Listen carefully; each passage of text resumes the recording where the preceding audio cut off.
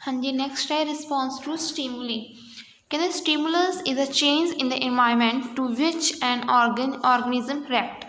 कहते ये एक बदलाव हुंदा अपने आले दुआले दे विच जदों कोई ऑर्गेनिज्म रिएक्ट करदा। ठीक है, समझ गए? मतलब कि जे नैक्सट लाइन पढ़ो, फिर एक एग्जाम्पल पढ़ते हैं आपां। The reaction expressed by an organism to a stimulus is called response. कहते स्टिमुलस के बच्चे जे कोई अपने आले दुआले दे विच कोई चेंज आउंदा, ठीक है, उस चीज़ नूं बच्चे स्टिमुलस कह दिंदे आ। नैक्सट कहते उस चेंज के करके कोई भी ऑर्गेनिज्म चाहे वह लिविंग हो चाहे नॉन लिविंग, मेनली तो आप लिविंग लैके चलांगे। जी लिविंग ऑर्गेनिज्म होगी वो की आ आपदे आप जो चेंज आ रहा वो करके की आ कुछ ना कुछ ओनू की है, मतलब आपदे जिमें कि किसी चीज़ के चेंज आ रहा है, ठीक है, तो ये आपदे आप की आ कुछ ना कुछ आपदे भी चेंज लैके आऊगी, तो उस चीज़ को की बच्चे रिस्पॉन्स होगी। मतलब की हुंदा गा जिमें कि हुण आप पहला सियालां गर्मियों के की हुंदा सी अंदर बहिंदे हुंदे सीगे, बट जिमें जिमें मौसम चेंज हुंदा आपां सियालां दे विच की ठंड दे विच की धुप्पे बैठण लग जांगे।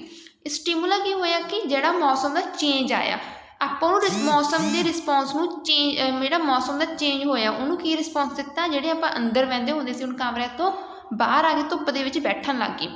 मतलब स्टिमुलस का हुंदा कि जे कोई चेंज आउंदा, ठीक है, उस टाइम जिहड़ी अपनी ऑर्गेनिज्म रिएक्ट करदी आ, उस तो बाद जदों अपना चेंज आ जाता अपनी ऑर्गेनिज्म रिएक्ट करके की चीज़ रिस्पॉन्स दिंदी है, वो मतलब की दिखाउंदी है बदल के। जिमें कि इत्थे की बदल के दिखाया वो जिहड़ी ऑर्गेनिज्म जिहड़ी कमरे दे विच रहिंदी सी, जदों हुण ठंड आ गई सियाल आ गए तो सूरज की रोशनी विच आउण लग गई। हालांकि गर्मियों में सूरज के सामने आउण तो कि आपां कतराउने हुंदे आ। समझ गए इस गल नूं?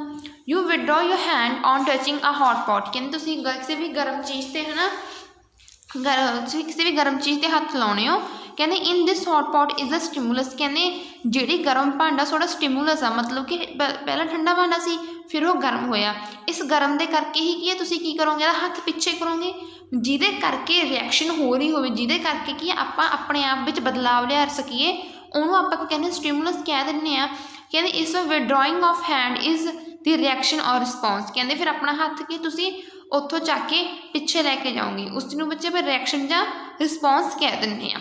The stimulus may be external और इंटरनल। कहते जो स्टिमुलस आ एक्सटर्नल भी हो सकता है इंटरनल भी। To response to stimuli is the property of organism which help them to escape from danger to get needful. कहते जो किसी भी क्रिया स्टिमुलस कहते रिस्पॉन्स करती है, ठीक है, कोई भी चीज़ जिमें कि आपां की गर्म चीज़ दे हथ लाया अपना रिस्पॉन्स की होया कि आपां हथ परां चक लिया। ये की होंदा बच्चे आपां आपदे आप नूं किसी भी खतरनाक चीज़ चों कि बच्चे बाहर कढ़ लैंदे आ। हुण खतरनाक ही सीगे, ठीक है, किसी चीज़ नूं गर्म नूं हथ लावांगे। Some other example are you are shiver on a cold day and sweat on a hot day. कहते तुसीं कि मतलब तुहानूं ठंडे पानी वाले दिन गर्म ठंडे वाले दिन ठंड दे विच ठंडे पानी नहा लो ते कि गर्मी दे विच ते गर्मी दे विच किसी पसीना आउणा। You weep when hurt and laugh when happy. कहते तुसीं की आ रोने होगे जो तुसीं दुखी हुंदे हो, हसदे होगे जो तुसीं खुश हुंदे हो। A cow yells when she is hungry. कहते कोई काऊ मतलब रिंगदी है, जेल्स होंदा बच्चे रिंगना, ठीक है, जोर जोर नाल चलाउणा। कहते जो कि भुखी हुंदी है। वर्ड्स और insect fly away when you try to touch them. कहते कोई भी अपने पंछी वगैरह आउंदे आपां टच करन दी कोशिश करिए कि वो भज जाते हैं। नैक्सट 5th पॉइंट देखो, a dog barks on seeing a stranger. कहते कोई भी कुत्ता गा है ना अनजान आदमी देख के भौंकदा, ठीक है बच्चे। नैक्सट देखो एक्सक्रीटेशन। नैक्सट देखो several processes such as respiration digestion produces waste product in body. कहते जिमें कि आपां खाना खाने, ठीक है बच्चे, आपां खाना खाने आपां नूं पता आपां खाना खा रहे हैं, इस तो बाद कि सारा का सारा खाना तो नहीं अपने हजम आता, कुछ हजमे नहीं आता, ठीक है, तो की वेस्ट वो की कुछ चीज़ें बच्चे वेस्ट च निकल जांदियां ने, ठीक है। नैक्सट देखो वे रिमूवड। कहते फिर वो की होगा, कहते जिहड़ियां चीज़ां अपने चंगी तरह हजम नहीं आउंदियां वो भी पौदियां दे विच वो भी जानवरां दे विच क्योंकि उन्होंने बाहर कड्ढण की कोशिश करते हैं। कहते इस तरह कहते जिहड़ी वो किरिया हुंदी उन्होंने चीज़ों को बाहर कड्ढण दी है ना, कहते उस चीज़ बच्चे आपां एक्सक्रीटेशन कह दिंदे हैं। Next man's animals excrete wastage in form of urine faeces sweat and carbon dioxide. कहते बंदियां दे जानवरां दे विच कोई भी चीज़ आपां फालतू चीज़ बाहर कड्ढनी होवे किधर राहीं यूरीन राहीं, वॉशरूम राहीं, फीसिस राहीं, ਪਸੀਨੇ ਰਾਹੀਂ ਆਪਾਂ ਜਿਹੜੀ ਸਾਹ ਰਾਹੀਂ ਜਿਹੜੀ ਗੈਸ ਕੱਢਦੇ ਕਾਰਬਨ ਡਾਈਆਕਸਾਈਡ ਰਾਹੀਂ ਬਾਹਰ ਕੱਢ ਸਕਦੇ ਹਾਂ। ਨੈਕਸਟ ਦੇਖੋ, urine contains harmful nitrogen substances dissolve in excess of water. ਕਹਿੰਦੇ ਕੀ ਹੁੰਦਾ ਹੈ, ਕਹਿੰਦੇ ਯੂਰੀਨ ਦੇ ਵਿੱਚ ਬਹੁਤ ਜ਼ਿਆਦਾ ਖਤਰਨਾਕ ਸਬਸਟੈਂਸ ਜਿਹਨੂੰ ਕਿ ਨਾਈਟ੍ਰੋਜਨ ਦੇ ਖਤਰਨਾਕ ਸਬਸਟੈਂਸ ਪਾਏ ਜਾਂਦੇ ਜੋ ਪਾਣੀ ਦੇ ਵਿੱਚ ਘੁਲੇ ਹੁੰਦੇ ਨੇ।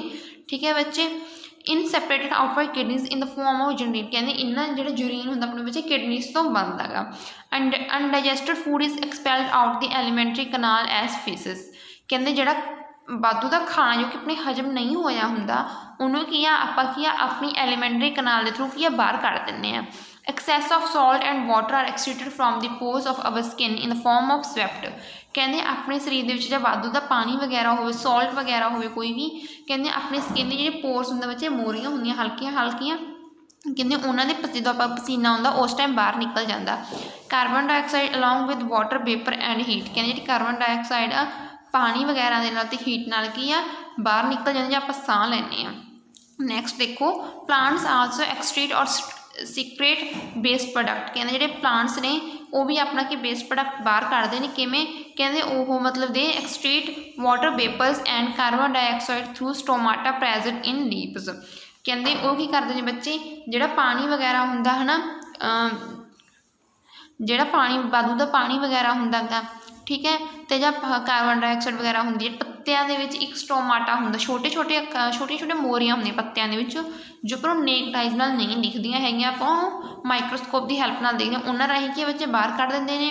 ਸਮ plant possess glands or nectar which secrete various type of secretion sweet scented nectar. ਕਹਿੰਦੇ ਕੁਛ ਪੌਦਿਆਂ ਦੇ ਵਿੱਚ ਕਹਿੰਦੇ ਆਪਾਂ ਕਹਿੰਦੇ ਗੂੰਦ ਵਗੈਰਾ ਨਿਕਲਦੀ ਹੈ ਨਾ ਕੁਛ ਪੌਦਿਆਂ ਦੇ ਵਿੱਚ, ਤਾਂ ਕੀ ਆ ਅਤੇ ਕੀ ਹੁੰਦਾ ਗਾ, ਕਹਿੰਦੇ ਉਹ ਜਿਹੜੀ ਗੂੰਦ ਹੁੰਦੀ ਉਹਦਾ ਵੇਸਟ ਮਟੀਰੀਅਲ ਹੁੰਦਾ, ਉਹ ਕੁਛ ਹੋਰ ਨਹੀਂ ਹੁੰਦੀ, ਰੀਅਲ ਵਾਲੀ ਗੂੰਦ ਨਹੀਂ ਹੁੰਦੀ ਜਿਹੜੀ ਕੁਛ ਦਰਖਤਾਂ ਵਿੱਚ ਕਹਿ ਦਿੰਦੇ ਹਾਂ ਆਪਾਂ। ਨੈਕਸਟ ਦੇਖੋ, plants also secret harmful substances. ਕਹਿੰਦੇ ਇਹਨਾਂ ਵਿੱਚ ਪਲਾਂਟਸ ਦੇ ਵਿੱਚ ਵੀ ਬੱਚੇ ਹਾਰਮਫੁਲ ਸਬਸਟੈਂਸਸ ਨਿਕਲਦੇ ਨੇ, ਲਾਈਕ ਰੀਸਿਨਸ, ਗਮਸ, ਲੈਟੈਕਸ, ਸਟੋਨੀ ਕ੍ਰਿਸਟਲ। ਜਿਵੇਂ ਕਿ ਆਪਾਂ ਕਹਿ ਦਈਏ ਰੀਸਿਨਸ, ਗਮ, ਲੈਟੈਕਸ ਵਗੈਰਾ, ਠੀਕ ਹੈ, ਇਹਨਾਂ ਦੀ these substances are stored in separate cells so that they may not harm the other cells। ਕਹਿੰਦੇ ਕੀ ਹੁੰਦਾ ਕਿ ਇਹ ਸਬਸਟੈਂਸ ਦੇ ਵਿੱਚ ਕਹਿੰਦੇ ਇਹ ਸਬਸਟੈਂਸ ਜਿਹੜੀਆਂ ਇਹ ਚੀਜ਼ਾਂ ਹੁੰਦੀਆਂ ਗੀਆਂ, ਠੀਕ ਹੈ, ਕਹਿੰਦੇ ਇਹ ਮਤਲਬ ਆਪਣੇ ਜਿੰਨੇ ਵੀ ਸੈਲਸ ਹੁੰਦੇ ਨੇ ਉਹਨਾਂ ਦੇ ਵਿੱਚ ਕੀ ਆ ਵੱਖ-ਵੱਖ ਥਾਵਾਂ 'ਤੇ ਪਈਆਂ ਹੁੰਦੀਆਂ, ਬਟ ਕਹਿੰਦੇ ਜਿੱਥੇ ਵੀ ਪਈਆਂ ਹੁੰਦੀਆਂ ਉਹ ਸੈੱਲ ਨੂੰ ਹਾਰਮਫੁਲ ਨਹੀਂ ਹੁੰਦੀ, ਉਹਨਾਂ ਲਈ ਹਾਨੀਕਾਰਕ ਨਹੀਂ ਹੁੰਦੀਆਂ। ਨੈਕਸਟ ਹੁਣ ਆਪਾਂ ਇਹ ਤੋਂ ਅਗਲੀ ਵੀਡੀਓ ਵਿੱਚ ਬੱਚੇ ਦੇਖਦੇ ਹਾਂ।